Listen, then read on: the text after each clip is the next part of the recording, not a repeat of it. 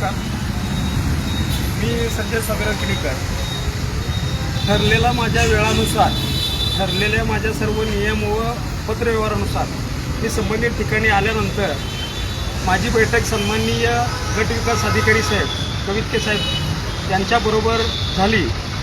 आणि झाली असताना त्यांनी असं विनंती करतात की 2 वाजेपर्यंत वेळ द्या, तुम्ही बसू नका, 2 वाजेपर्यंत सहकार्य करा अशी त्यांची अपेक्षित आहे.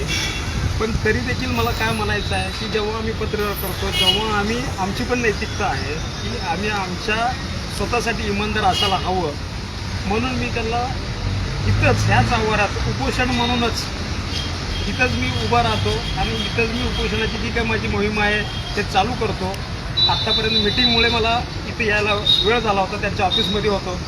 तर मी अक्कलकोट तालुक्यातील सन्माननीय सर्व नागरिकांना, सर्व शेतकऱ्यांना सांगू इच्छितो की न्याय हक्काच्या विषयाचा जेव्हा एखादा पत्रव्यवहार एखादा हे होतो तर तो पत्रव्यवहार कसा चेंडू होतो त्याचंच प्रत्यय मला बघायला येतं आहे की पंचायत समितीवाल्यांना आता कळतं आहे की बेनार ऑफिस हे कृषीच्या अंडरमधलं आहे आणि कृषी अधिकाऱ्यांनी पत्रव्यवहार केला गटविकास अधिकाऱ्यांना की ते तुम्ही ते काढून द्यावं.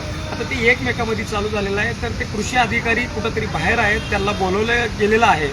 तर ते येईपर्यंत सहकार्य करा असं अपेक्षित आहे साहेबांचं.